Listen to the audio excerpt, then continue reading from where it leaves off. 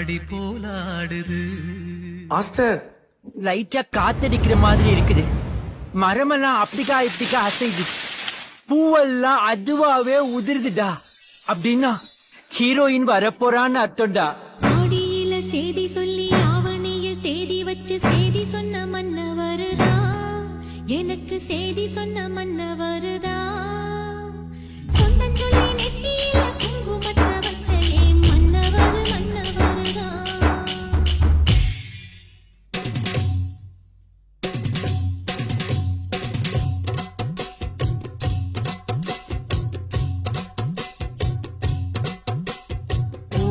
எடுத்து ஒரு மாலை தொடுத்து வச்சேனே சின்ன ராசா.